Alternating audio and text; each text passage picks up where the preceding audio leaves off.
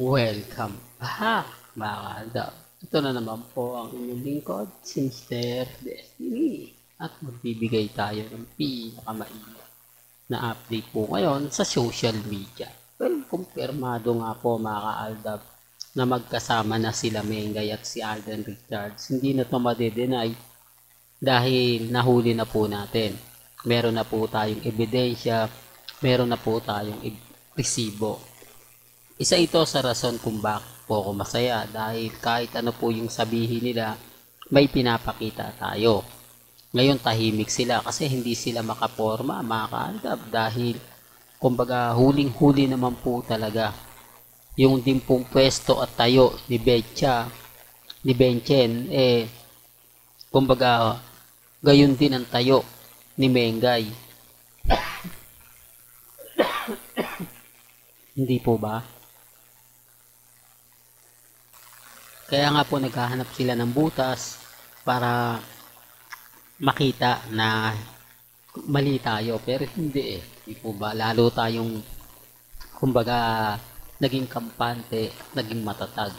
Gaya nga ngayon ang latest post ni Mengay sa kanyang Instagram na nakikinig lang po siya ng radyo. O kumbaga dinadaman niya lang po ang mga kanta. Kaya sabi ko sa inyo, bakit po ba ayaw ng GMA Network na muling makita at magsama sila Mengay at si Alden? Gawain na po talaga nila yan kahit po sa Bibo eh. Hindi po ba kahit sa Bibo, bawal na po sila magkita o ibig ko sabihin magkasama sa isang video. Gayong pwede naman sila magsama. Hindi po ba? Okay sana yan mga kaaldab kung hindi bawat artista ng Bibo may kanya-kanyang mga promotion. Hindi bakit si Ann Curtis at si Alden Richards nagkasama? Hindi po ba? At bakit nung umpisa po ng Bibo sina Alden at si Maine ang nagsama? Doon pa lang may mali na eh. Okay sana mga kaaldab kung umpisa pa lang po ng endorsement nila magkahiwalay na. Ang ibig kong sabihin o ang pinupunto ko yung hindi na sila pinagsama umpisa pa lang.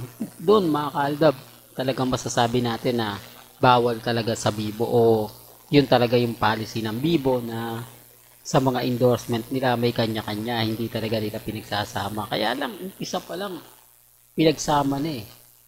Hindi po ba? Umpisa pa lang ramdam mo na po pwede, di po ba? Naging trending lang po at naging viral lang po yung video. Natakot na po sila. Ganyan po sila ka desperado at malaki po talaga ang takot nila sa Aldab Nation. Kaya sinasabi nilang wala na raw pong Aldab. Fake news po yun. Takot lang po sila. Kung wala na pong Aldab, bakit ayaw nilang magsama o makita sa telebisyon sila Mengay at si Alden? Oh, di po ba? Real talk mga kaaldab. Yan ang sinasabi natin pag nabuhay kasi yung mga Aldab Nation, ang ibig kong sabihin yung chemistry nila Alden ay muling nabuo. Marami ang kumbaga magre-react at magkokomento na kinakatakutan nga po ng GMA. Kasi alam nila na sarsuela lang po talaga yung kasal serye. Diba ba? Kasi kung totoo po yun, hindi na sila matatakot. O kahit ilabas mo na yan, may asawa na si Mengay. Diba ba? At syempre, kabilang istasyon naman ng nila, normal lang na magkita. Kumbaga, mahahatak pa nga yung mga fans ni Mengay kay Alden. O, baka sabihin nyo, hindi, takot sila mahatak yung fans ni Maine o ni Alden kay Maine. Wala naman pong palabas si Mengay para makakakuha ng atensyon. Wala naman po itong pelikula, teleserye, taging Sait Bulaga lang. Tapos sinasabi pa po nilang naus na raw si Maine. Di po ba? O, real talk kaya mga kaaldab. Kaya nga sabi ko sa inyo, yung sa Bibo, kumpirmado na po natin. Kumpirmado na po natin na magkasama nga po talaga sila. Kaya yung iba nagsasabing wala daw po o sa kay Doktora Vicky Bello. Pasensya na po kayo na magkasama sila kay Doktora Vicky Bello na nagpa-facial, nagpalinis, di po ba? Tapos diretso ng bench. Yan ang sinasabi ko mga kaaldab na hindi po sila naniniwala. Kumbaga, maraming mga bagay-bagay po na nauna lang po talaga si May. Di po ba? Na ipinakita na ni Mengay dahil hindi nga po pwedeng pagsamahin sina Alden Richards at si May Mendoza. O, real talk yan mga kaaldab. Ngayong alam na po natin at alam na po ng lahat, especially ng Aldab Nation, na magkasama nga po ang real life couple, saya na tayo. O ba? Kumbaga nasa atin na naman po ang tagumpay. Kumbaga nakuha na naman po natin ang mga bagay-bagay na kumbaga gusto natin mangyari. Sa ngayon mga kaaldab, masaya tayo kasi yung mga post naman po nila talagang okay lang, normal lang.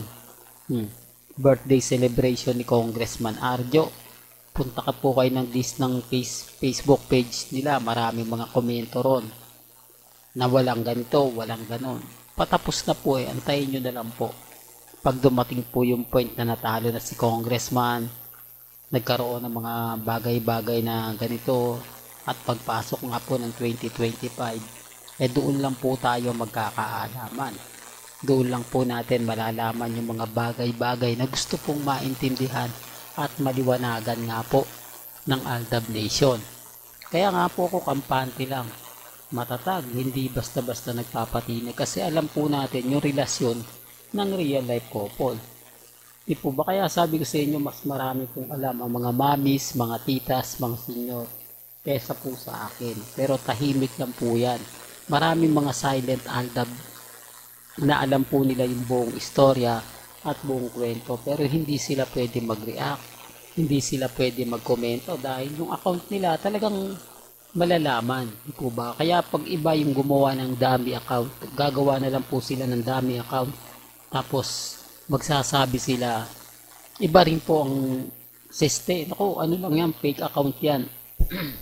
Hindi totoo yung mga sinasabi, di po ba? Kaya sabi ko sa inyo, hindi na lang po gumagawa yung mga mamis, nag-aantay na lang po sila, talagang nananahimik lang. Pero naandyan pa rin po sila once na sumiklab o lumabas ang fandom ng Aldab Nation at talagang nagsimula na po tayo. Yan po yung kinakatakot ng GMA Network na kapag naglabasan ng Aldab Nation at muli na naman po tayo sumiklab, talagang masasabi mong babalik at babalik. Sabi nga ni Alden Richards, yung alon di po ba? Kahit po malayo ang alon, babalik at babalik po sa dalampasigan. At magkikita-kita po tayo sa finish line. Yun lang naman po yung inaantay namin, yung finish line na binanggit nga po ng real life couple na sila Mengay at si Alden Richards. Well, hanggang dito na lang po ang ating latest updates. Kaya kung gusto nyo pa po ng pinaka-latest at sariwang update, abay tumuto ko lang po kayo dito po sa channel ni Mr. Destiny para updated po kayo sa mga bago at sa mga latest na i-upload po natin maya-maya lang. Kaya kung bago ka lang sa channel na to at isa kang true-blooded Aldab Nation na nagmamahal kina Mengay at Isoy, tama po ang channel na pinuntahan mo, kaya consider na po kitang bagong subscriber. At huwag mong kalimutang i-share ang mga video po natin sa mga mami, sa mga titas, at sa mga senyor. Hanggang sa muli, salamat po sa panonood at pakikinig.